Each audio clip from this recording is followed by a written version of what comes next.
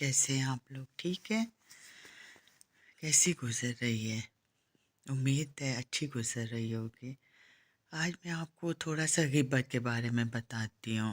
हालाँकि ग़ीबत के बारे में तो बच्चों को भी पता है, लेकिन फिर भी हम लोग नहीं डरते, वही ग़ीबत करते हैं, ख़ासकर हम औरतें।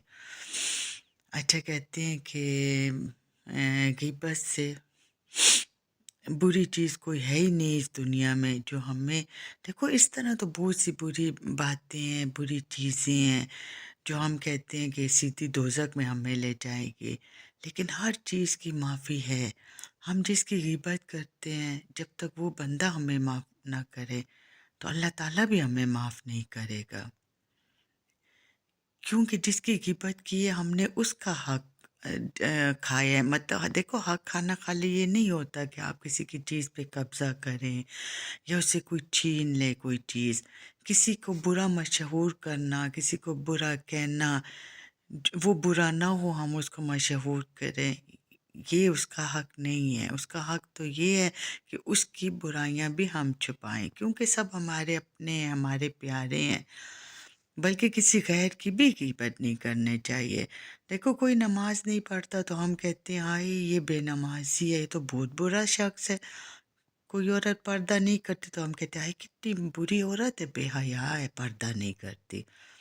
हज़ूर सल्लल्लाहु अलैहि वसल्लम ने अपनी ज़ुबान को पकड़ कर कहा, ए माज़, सबसे ज़्यादा मर्द औरत जो ग़ीबत करती हैं, सबसे ज़्यादा वही दोज़ख में जाएँगे। एक आदमी ने कहा, या रसूलल्लाह सल्लल्लाहु अलैहि वसल्लम, हमारे पड़ोस में एक औरत है जो बहुत नमाज रोज़े करती है, तहज्जुद पढ़ती है, बहुत ज़्यादा नेक है, नफ़लों का इंतज़ाम करती है, लेकिन वो ग़ीबत करती है, इधर की बात उधर करती है। तो आप सल्लल्लाहु अलैहि वसल्लम ने कहा कोई नेकी काम नहीं आएगी, वो सीधा दोज़ख में जाएगी।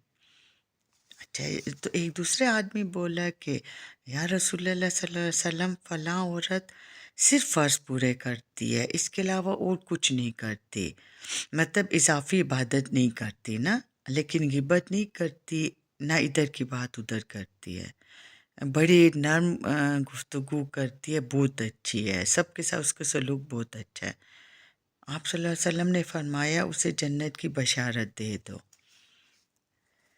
तो ये हमारी जो ज़ुबान के गलत बोल हैं, इसने सारी दुनिया को आग लगा दी है। भाई भाई से जुदा हो गए, बहन बहन से जुदा हो गई है। देखो जो इंसान नेक होता है, तहज्जुद गुज़ार होता है, शैतान तो बहुत बड़ा ताजिर है।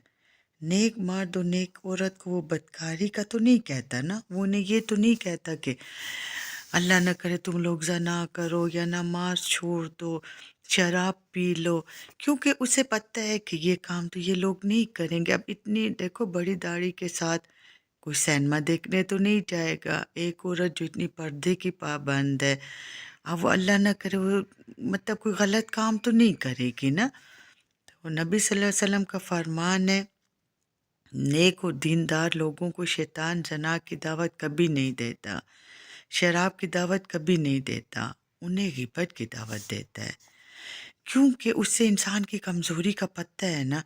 अब इंसान देखो वो बंदे के दिल में यही डाल देता है मैं तो बहुत अच्छा हूँ, देखो मैं तहज्जुद गुज़ार हूँ, मैं 5 वक़्त नमाज़ पढ़ता हूँ, मैं लोगों की मदद करता हूँ।